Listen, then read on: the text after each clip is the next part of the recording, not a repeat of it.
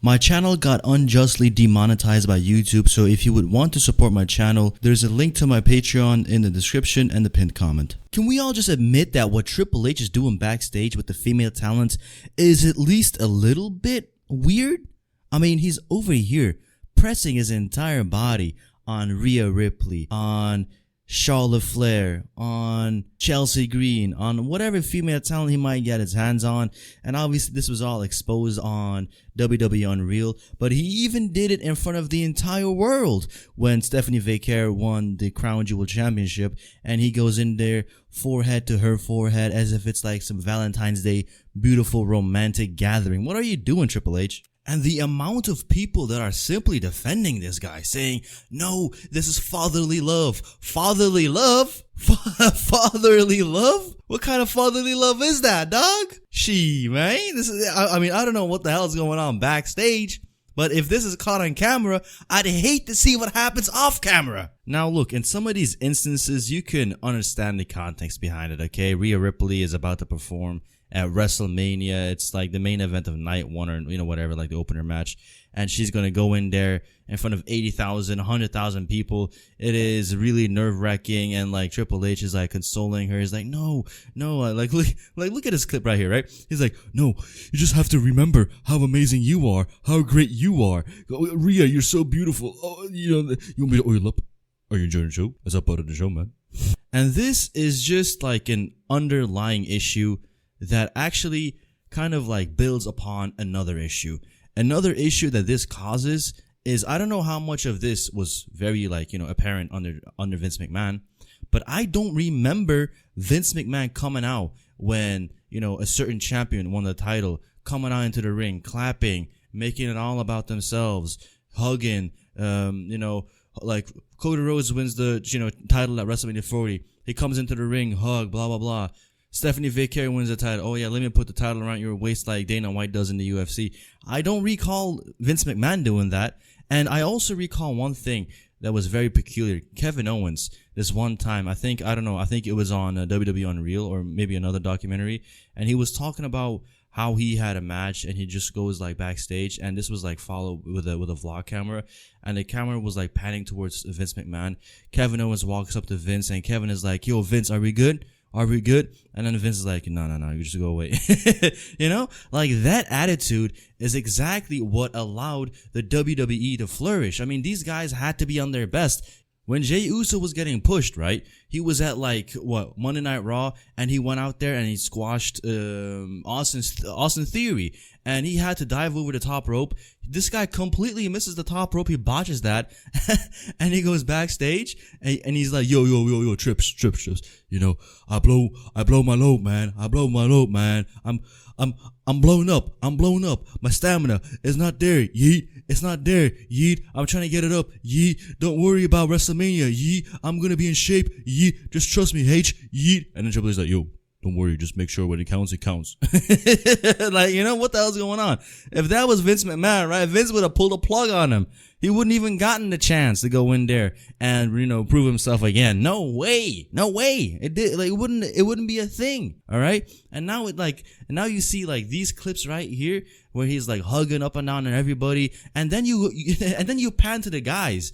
You think he'd be the same way, right? This is like an objective way that he treats all talent, no matter gender. Dude, look at this clip right here with like Jey Uso. Jay's like right after his like Mania win, he goes up to Triple H. Like Triple H like keeping that like, hand, like that handshake. And like Jey Uso is trying to go in there for a hug, and Triple H is having none of that. He's holding tight to that hand. He's trying to keep that barrier in between. But if it's Rhea Ripley or somebody else who is like almost damn near naked, he's pressing his entire body up against them, right? He's getting in their ear. You know what I mean? He's starting to whisper a little bit. He's like, you're so amazing. Are you enjoying the show? It's all part of the show, man. Okay. There was one instance on WWE Unreal, okay? CM Punk, after his Mania match against Roman and Seth, he was like coming over to Triple H, and Triple H like holding his face, and CM Punk is crying. This was like the greatest moment of my life. I always dreamed to be the number 2 main event. I always dreamed to be the World Heavyweight Champion, the secondary title. This is everything that I wanted.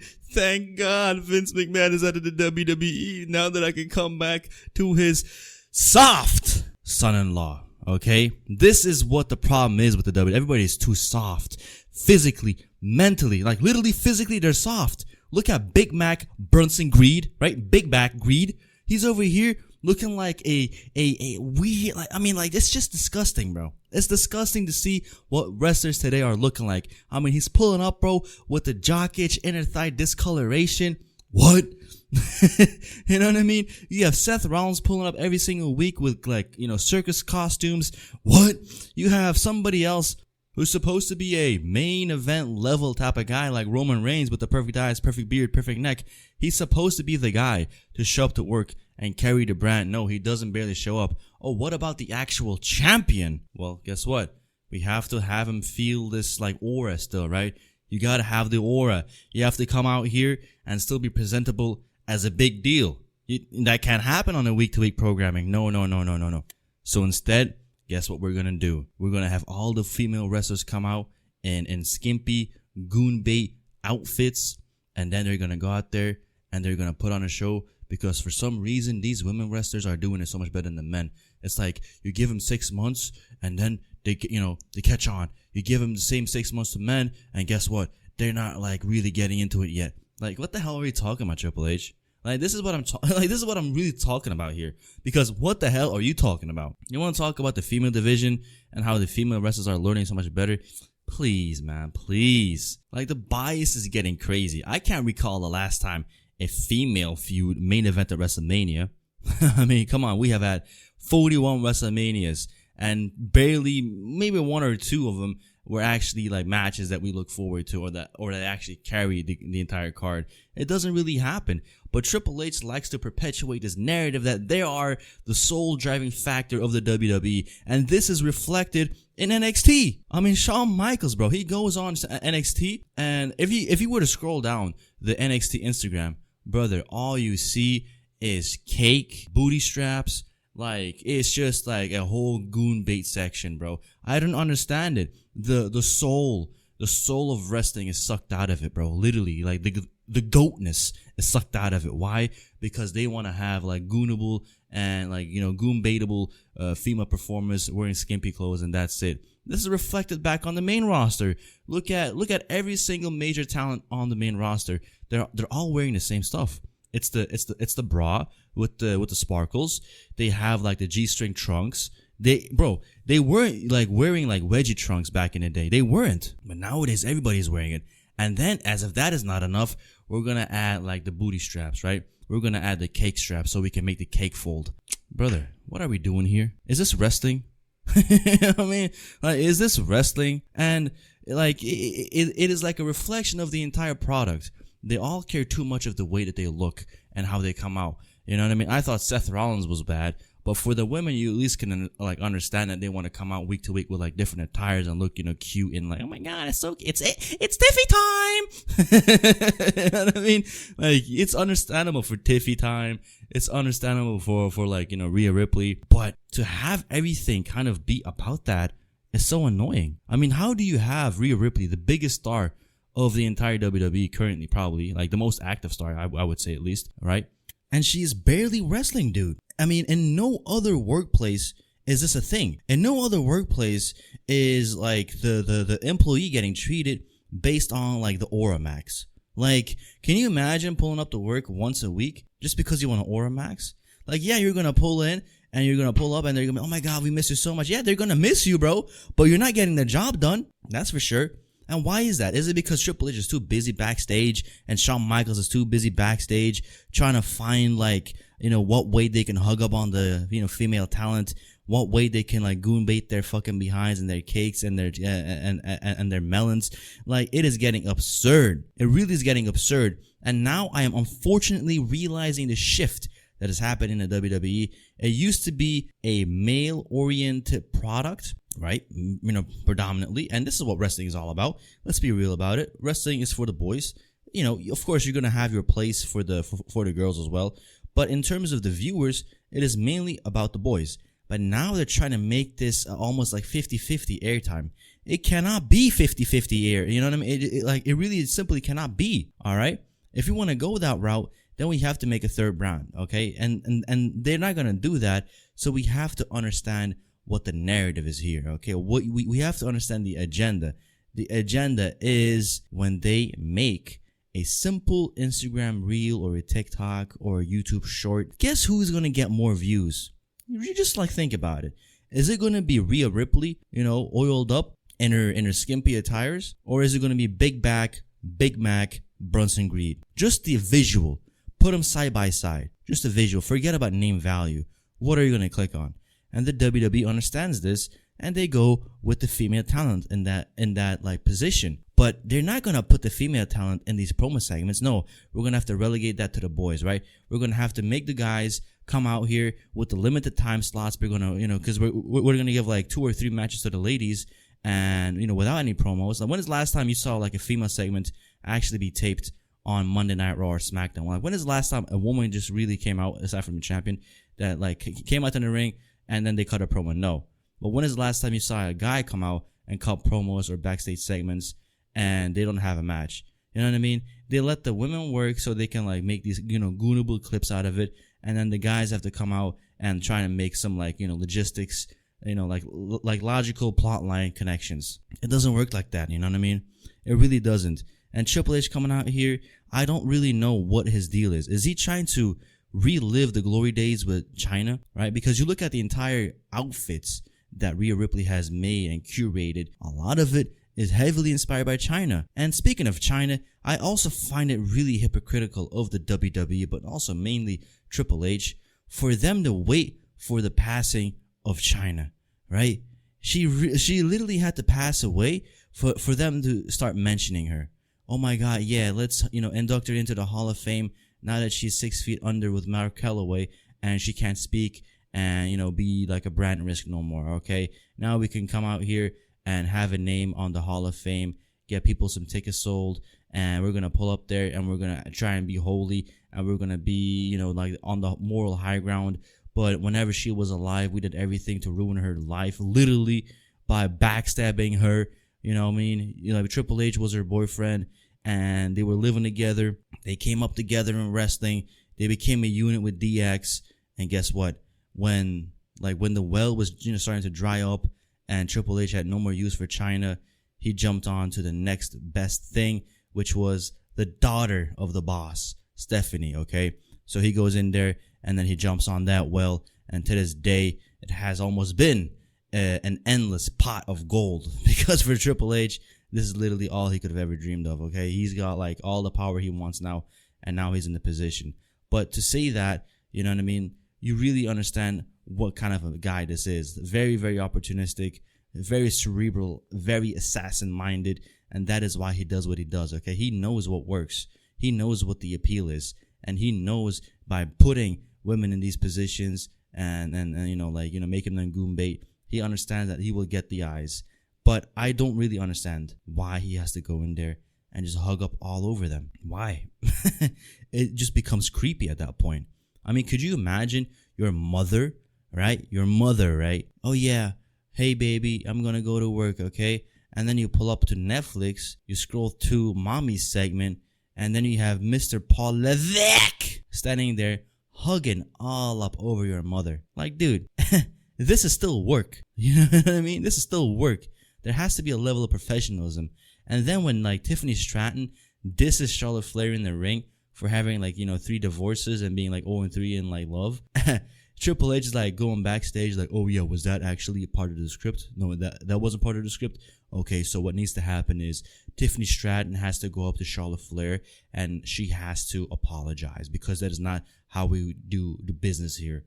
Come on, Triple H. Now you're being really hypocritical, right? D-Generation X, the biggest hypocrites of all, right? Oh yeah, don't do this, don't do that. It's only good when we do it. It's only good when we curse. You know what I mean? Back in the WWF days, DX was like known for cursing and going against the network, because like the network would tell him, yeah, don't curse or like don't use profanity. And what would like DX do? They would hop on a segment, and it was like, one of their iconic segments where they're like going off the list of the banned words that the network gave them. And like Shawn Michaels is like reading every single banned word that they can't say on air. on air. So like for Triple H to come out here and act like, yeah, you know, you can't do this, you can't do that, it's really, really annoying. I mean, they were part of the Montreal screw job. They were bullying The Rock when he was just like getting into the WWE. They were running the, you know, locker room by being bullies with the clique. So all of that is, look, I'm not saying it's wrong. I'm not saying that like what Triple H did is wrong. Of course, to a certain level, that is wrong by bullying and like, you know, trying to like, you know, throw your power around in the locker room. But to understand why they're doing it, to gain power, to gain influence, to be the top dog, you have to be cutthroat. You have to be killer. I don't blame them for doing what they did. But for me to now see Triple H buttering up all the female talent, even CM Punk as well, lying in his face, oh my god, you deserve it, you really made this Mania wonderful, you finally main evented CM Punk, welcome back. Are we kidding? Like, who are we kidding here? It's night one, first of all. But anyway, let's get back to the women. Oh yeah, you know, no, you can't say that, Tiffany. You got to go up and apologize to Charlotte Flair. No, okay. How like did Triple H apologize to The Rock back in the day? Did Triple H and Shawn Michaels apologize to all the people that they bullied backstage? Come on, has that even happened? No. But now instead, right, the business that got them to the level that they are in today, the business that was much bigger back then than today, suddenly has to have a different formula. Suddenly it has to be PG. It has to be corporate and like, yeah, oh yeah, I will reach out to the HR manager. Talent relations will hear of this. No, you have to apologize. Let me, do you know how amazing you are, Rhea? Do you know how amazing you are, Stephanie? Oh my god, Stephanie Goon Caretaker. You know what I mean? This is like what came of Triple H, all right? The most hard cutthroat guy is now soft and like, patting everybody on the back. Maybe that's why the entire roster is so lazy. There are no more house shows. You guys remember, right? Back in the day, house shows was a thing. Every single week, multiple times a week. Like a wrestler would legitimately wrestle 2 to 3 times a week. Literally. And now, all they have to do is show up to TV once. Just show up to TV, not even wrestle. You wrestling is not even guaranteed. You know what I mean? Like, you can have dark matches like before or after the show, and it's not even guaranteed that the biggest stars come out to wrestle. Now, I've seen, Cody Rhodes come out and wrestle a few times after like the show was over and done with. So big respect to Cody. But what about the other stars? I don't really see that happening. So the point really being is that they only have to show up to work once a week and they're lazy. Why? Because this is the atmosphere. Everybody's hugging. You gotta apologize. Don't piss nobody off. I mean, we all we do is break kayfabe, right? We all break kayfabe. WWE Unreal is like the peak of breaking kayfabe, and that's really what they do. I don't really understand why they do not utilize this new breaking of kayfabe to create the new age kayfabe. The new age kayfabe should be we are working the online crowd the most, right? Like, for example, if you go on TV, the wrestler will come out and they will cut their typical promos. That is all good and well, but that is not going to make us care about it. What do we care about these days? What gets us involved? It is the little clips that we see on Reels, on Shorts, on TikTok, where it is only maybe 5 to 10 seconds, and that is all we need to know, right? That is all we need to see. But that opportunity is completely wasted with Triple H goon baiting us. He loves these female talent so much to the point where all he has them do is just show up on on their segments. But the point being is, today's talent needs to be cutthroat. They have to cut promos on their social medias. They have to make us believe that there's actual hate between people, right? They have to keep on working. Like, how am I supposed to get actually intrigued for Rhea Ripley, Io Sky versus Asuka and Kairi Sane when there's literally videos of them walking together shopping? Or even Jey Uso and Braun Breaker. They're supposed to have a feud, right? They're supposed to have a gauntlet match and all of that. But only a day before Monday Night Raw, they were live together on Instagram, posting their workouts together. You see what I'm trying to say? Look, kayfabe is dead. We get it. We all know it. But does that really mean that we just have to bury it?